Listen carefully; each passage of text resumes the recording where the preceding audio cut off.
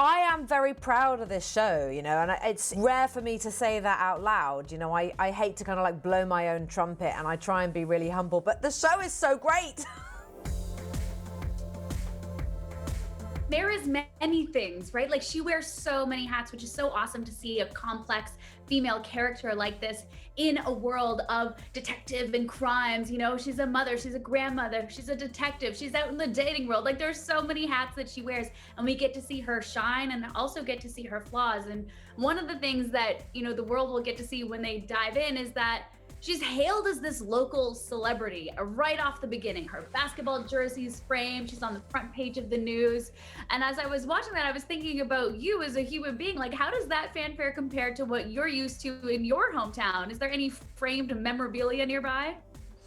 No, there is no framed memorabilia nearby, which is a shame, actually. There should be. But you're absolutely right, you know, with Mare, that she's so many things, and that was the great joy about playing her. You know, she's sort of disgusting and charming. She's lovable and loathsome. She's a pain in the ass, and then she can also be your best friend. You know, she's morally sound and yet morally really corrupt at the same time. And I really indulged in playing all of those aspects of her. You know, she drinks beer and coffee. You never see her drink water, and she eats a lot of bad junk. And that was kind of great as well. I mean, it was just amazing to play someone who just doesn't care what people think. And she just is who she is and makes no apology about that. And that's a kind of admirable, enviable quality actually to have. She sort of became an alter ego for me in many ways. It was fantastic. I kind of love that she's embarrassed almost about her like basketball history in that shot, but she is celebrated. And I want to take a moment to celebrate your own athletic feat. This blew my mind. The fact that you held your breath underwater for 7 minutes and 14 seconds, beating, I don't know, Tom Cruise's record. And so as a Canadian, I was wondering, how did reteaming with Canadian James Cameron motivate you to hit that impressive goal? Well, it was training, you know, it was a lot of training. And, you know, when Jim Cameron comes to you and says, oh, you know, I'd love you to be an Avatar, and, you know, you don't have to do any of the water stuff, but it could be kind of cool if you do, because, you know, you'll learn how to free dive and breath hold. And I was like, I'm in, sign me up. It was just amazing. I mean, it's definitely a case of don't try this at home. You know, you have to know what you're doing, but I loved it. I actually found it really relaxing because you have to calm your body down and your mind. And it's the only time I think I've ever been that still as an adult, ever. 7 minutes and 14 seconds of just not moving.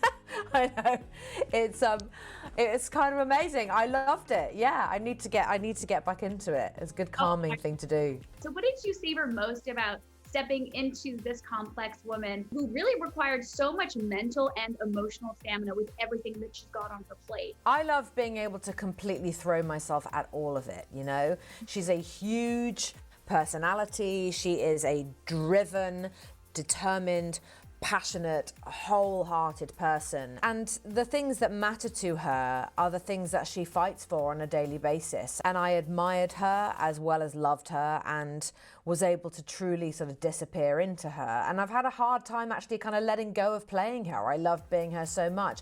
You know, I started playing her, I was 43 years old, and by the time that we wrapped, because COVID got in the middle, I had turned 45, and I was preparing for like 6 months before then. So, you know, it was almost two years of my life really in being this woman. And yeah, there's a barn jacket, you know, that barn jacket that she kind of wears in the show. So that came home with me when we finished, and it's on my hook in the house. And, you know, every now and then I just put it on, and I'm like, oh, okay, it's better.